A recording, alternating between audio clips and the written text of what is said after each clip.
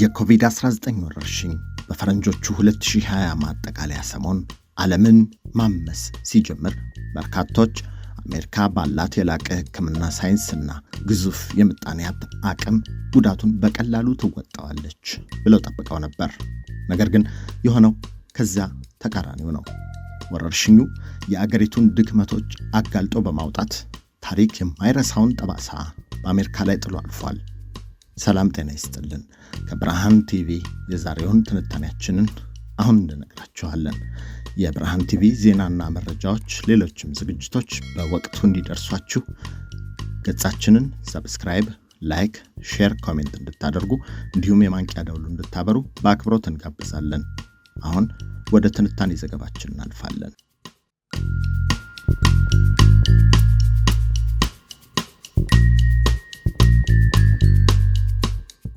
ከአነስተኛ የቻይና መንደር ተነስቶ ዓለምን ያጥለቀለቀው ኮቪድ-19 ወረርሽኝ በብዙ አገራት ሰፋ ያለ ጉዳት አድርሷል። ይህ ወረርሽኝ ወደ አሜሪካ ሲገባ አሜሪካ ባላት አቅም በቀላሉ ትቆጣጠረዋለች የሚል ግምት አግኝታ ነበር። ነገር ግን ከሌላው ዓለም እንዲያውም በግበሳ ሁኔታ ማለት በሚቻል መልኩ አሜሪካን ቀጥቅጧት አልፏል። አሜሪካውያን ይህን ታሪክ አልረሱም። ዛሬም የሚወዛገቡበት ጉዳይ አድርገውታል። በአሜሪካ ኮቪድ-19 ያደረሰውን ጉዳት በሶስት ዋና ዋና ክፍሎች መመልከት ይቻላል። ቀዳሚው ጉዳይ በሰው ሕይወትና በሕክምናው ዘርፍ ያደረሰው ጉዳት ነው። አሜሪካ በወረርሽኙ ከፍተኛ የሰው ሕይወት ካጡ አገራት ግንባር ቀደሟ ናት። እስከ ዛሬ ባለው መረጃ 1.2 ሚሊዮን በላይ አሜሪካውያን ሕይወታቸውን በኮቪድ ምክንያት አጥተዋል። ይህ ቁጥር አገሪቱ በሁለተኛው የዓለም ጦርነት፣ በቪየትናምና በኮሪያ ጦርነቶች ካጣቻቸው ድምር ውጤቶች ይበልጣል። ከሰው ሕይወት ባሻገርም የአገሪቱ የሕክምና ተቋማት ከአቅማቸው በላይ ከሆኑ ታካሚዎች ጋር በመጨናነቃቸው የጤና ባለሙያዎች ለከፍተኛ የስነ ልቦናና የአካል ድካም ተዳርገዋል። አሁንም ድረስ በሚሊዮን የሚቆጠሩ ዜጎች ከረዥም ጊዜ የኮቪድ ምልክቶች እየታገሉ ይገኛሉ።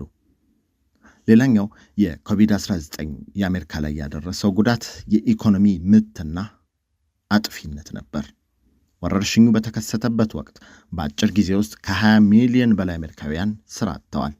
የስራ አጥነት ምጣኔውም ከሁለተኛ የዓለም ጦርነት ወዲህ ታይቶ የማያውቅ ደረጃ ደርሶ ነበር። በ2020 የአገሪቱ አጠቃላይ የሀገር ውስጥ ምርት ወይም ጂዲፒ በ3.5 በመቶ ቀጭጯል። ይህም ከ2008ቱ የፋይናንስ ቀውስ ወዲህ የመጀመሪያው ግዙፍ ያሽቆለቆለባት ኢኮኖሚዋ ነበር። የአገሪቱ መንግስት ለዜጎችና ለንግድ ተቋማት የሰጠው የትሪሊየን ዶላሮች የሚገመት የፋይናንስ ድጋፍና የምርት አቅርቦት ሰንሰለት መቋረጥ ከወረርሽኙ በኋላ ላጋጠመውና ባለፉት 40 ዓመታት ታይቶ ለማይታወቀው ከፍተኛ የተባለ የዋጋ ንረት መንገድ ከፍቷል። ወረርሽኙ የጤናና የምጣኔ ሀብት ቀውስ ብቻ ሆኖ ግን አላበቃም። የፖለቲካና የህብረተሰብ መከፋፈልንም አጉልቷል። የአፍና አፍንጫ መሸፈኛ ማስክ ማድረግ፣ የክትባት ግዴታዎችና የእንቅስቃሴ ገደቦች በዴሞክራቶችና ሪፑብሊካኖች መካከል እስካሁን ድረስ ላልበረደ ከፍተኛ የፖለቲካ እሰጥ አገባ ሰበብ ሆኗል። በተጨማሪም የትምህርት ቤቶች መዘጋት በሚሊዮኖች የሚቆጠሩ ተማሪዎችን የትምህርት ደረጃ ወደ ኋላ ሲያስቀር የታዳጊዎችን የስነ ልቦና ጤናም አውኳል ይባላል። አሜሪካ በክትባት ፈጠራና በምጣኔ ሀብት ማነቃቂያ ስልቶች በፍጥነት ወደ ነበረበችበት ለመመለስ ብትጥርም በወረርሽኙ ሳቢያ ያጣችውን የሰው ሕይወት፣ የደረሰባትን የገንዘብ ኪሳራና የማኅበራዊ መዋቅር መሸርሸር ሙሉ በሙሉ ለማከም ገና ዓመታት ይወስድባታል ተብሏል። ወረርሽኙ ጥሎ ያለፈው ዋና ትምህርት ቢኖር የፈለገውን ያህል ሀብትና ቴክኖሎጂ ቢኖር እንኳ ለተፈጥሮና ለጤና አደጋዎች አስቀድሞ የተዘጋጀ የሕዝብ ጤና ስርዓት መገንባት ቀዳሚው ጉዳይ መሆኑን ነው። ለ4 አስርት ዓመታት ያህል የአሜሪካን ተላላፊ በሽታዎች ኢንስቲትዩት ሲመሩ የቆዩትና በኮቪድ-19 ወቅት የዋሽንግቶን ዋና የሳይንስ አከፋፋይ መረጃ አድራሽ የነበሩት ዶክተር አንቶኒ ፋውቺ እዚህ ጋር ይመጣሉ። በቅርቡ በአገሪቱ ምክር ቤት የአገር ውስጥ ደህንነትና የመንግሥት ጉዳዮች ኮሚቴ ፊት ለፊት የቀረቡት ፋውቺ በሪፐብሊካን አባላት በተለይም በሴናተር ራንድ ፖል እና በምክር ቤቱ መርማሪዎች በኩል ተጠያቂ የሚያደርጓቸው የሚከሰሱባቸው ነጥቦች ተነስተዋል። ቀዳሚው ጉዳይ የውሃን የላቦራቶሪ ገንዘብ ድጋፍ ነው የሚመለከት ነው።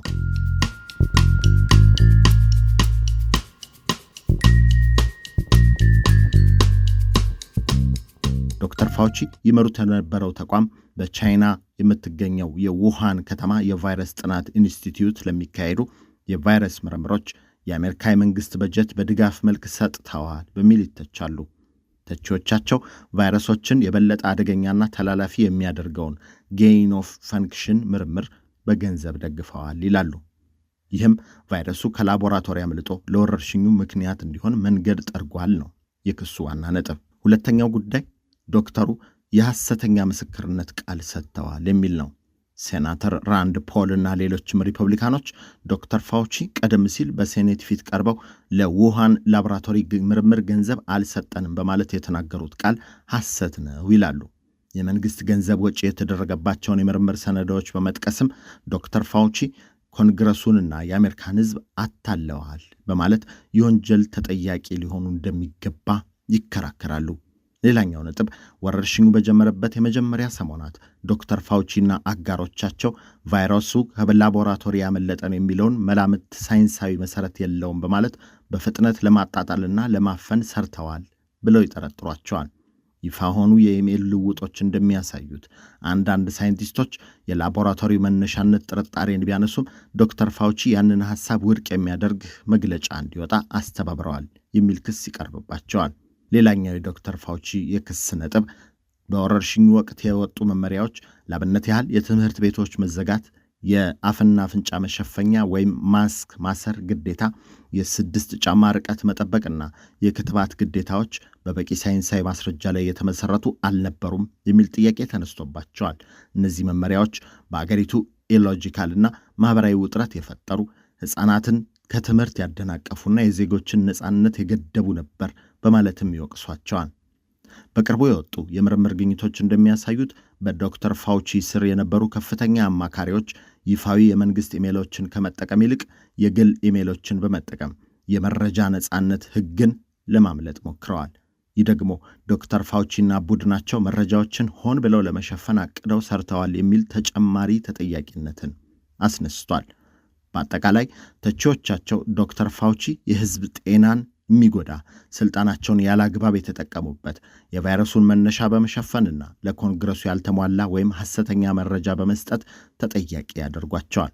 ዶክተር ፋውቺ ግን እነዚህን ክሶች በሙሉ በመካድ ውሳኔዎቻቸው ሁሉ በወቅቱ በነበረው ሳይንሳዊ መረጃ ላይ የተመሰረቱ ነበሩ በማለት ይከራከራሉ። በዚህ መነሻ ሴኔቱ ለጥያቄና ማብራሪያ ፈልጌያለሁ ቢላቸውም በሴኔቱ ፊት የቀረቡት ዶክተር ፋውቺ ግን ከሴናተሮች ለቀረቡላቸው በርካታ ጥያቄዎች መልስ ከመስጠት ይልቅ በአሜሪካ ሕገ መንግሥት 5ኛ ደንብ ፊፍት አሜንድመንት የተሰጣቸውን በራስ ላይ ላለመመስከር የሚያስችለውን መብት በመጠቀም ዝም ጭጭ ብለዋል። ይህ ውሳኔ በአሜሪካ ፖለቲካና የሕዝብ ጤና ታሪክ ውስጥ ምን ትርጉም አለው? ዋና ዋናዎቹን እናንሳ። ቀዳሚው ጉዳይ በሪፐብሊካኑ ሴናተር ራንድ ፖል የሚመራው ይህ የሴኔት ኮሚቴ የኮቪድ-19 ቫይረስ መነሻዋ በቻይናዋ ውሃን ከተማ ከሚገኝ ላቦራቶሪ ያመለጠውን የሚለውን መላምት ለዚህ ምርምር አሜሪካ በዶክተር ፋውቺ ተቋም በኩል ያደረገችውን የገንዘብ ድጋፍ ይሞግታል። ሴናተር ራንድ ፖል ዶክተር ፋውቺ የቫይረሱን መነሻ ደብቀዋል፣ እንዲሁም ኮንግረሱን አታለዋል የሚል ክስ ሲያቀርቡባቸው ቆይተዋል። ከችሎቱ ጥቂት ቀናት ቀደም ብሎም ሴናተሩ የዶክተር ፋውቺን የግል ማስታወሻዎችና የኢሜል ልውውጦች ለሕዝብ ይፋ ማድረጋቸው ውጥረቱን አባብሶታል። ሁለተኛው ጉዳይ ዶክተር ፋውቺ በችሎቱ መግቢያ ላይ እንደተናገሩት ለሕግ አውጪው አካል ትልቅ አክብሮት ቢኖራቸውም ሴናተር ራንድ ፖል እነሱን እስር ቤት ለማስገባት አላግባብ እየሰሩ ነው ሲሉ ከሰዋል። ዶክተር ፋውቺ ችሎቱ እውነቱን ለማውጣት ሳይሆን እኔን የሕግ ተጠያቂ የሚያደርግ ስህተት እንድናገር ለማድረግ የተዘጋጀ ወጥመድ ነው በማለት የሕግ አማካሪዎቻቸውን ምክር በመከተል መልስ ከመስጠት መቆጠባቸውን ገልጸዋል። ምንም እንኳ የቀድሞው ፕሬዝዳንት ጆ ባይደን ከስልጣን ከመውረዳቸው በፊት ለዶክተር ፋውቺ የምህረት መንገድ የሰጧቸው ቢሆንም ሪፐብሊካኖች ግን በሴኔቱ ፊት የሚሰጥ የሐሰት ምስክርነት ለወንጀል ክስ ሊዳርግ ይችላል በሚል ጫናቸውን ማድረጋቸውን ቀጥለዋል። ሌላኛው ጉዳይ ይህ ክስተት በሳይንቲስቶችና በፖለቲከኞች መካከል ያለውን ትልቅ ክፍተት አሳይቷል ነው የተባለው። ከ150 በላይ ታዋቂ አሜሪካውያን ሳይንቲስቶች ለኮንግረሱ በጻፉት ደብዳቤ በዶክተር ፋውቺና በሌሎችም ሳይንቲስቶች ላይ የሚደረገው ፖለቲካዊ ስም ማጥፋትና ማግለል በአስቸኳይ እንዲቆም ጠይቀዋል። በሌላ በኩል ደግሞ የሪፐብሊካን አባላት የኮሚቴውን ውሳኔ በመጣስ ጥያቄ ላለመመለሳቸው ፋውቺን ኮንግረሱን ንቀዋል የሚል ክስ ለማቅረብ እየተዘጋጁ መሆኑ ተሰምቷል።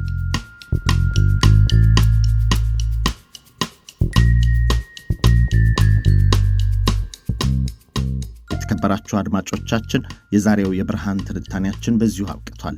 በየዕለቱ የሚለቀቁ የብርሃን ቲቪ ዜናና ዝግጅቶች በፍጥነት እንዲደርሷችሁ ገጻችንን ሰብስክራይብ፣ ላይክ፣ ሼር፣ ኮሜንት እንድታደርጉ እንዲሁም የማንቂያ ደውሉን እንድታበሩ በአክብሮት እንጋብዛለን። ጤና ይስጥልን።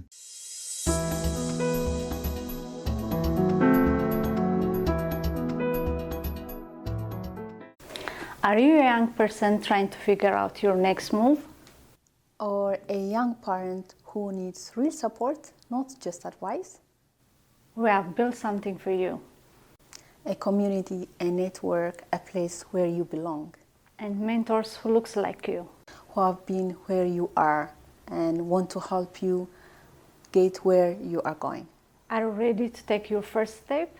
Go to sankofamentorship.org right now. Hit the Get Involved button and you can become a mentee, become a mentor, or involve as a volunteer. And let's build your future together. See you inside!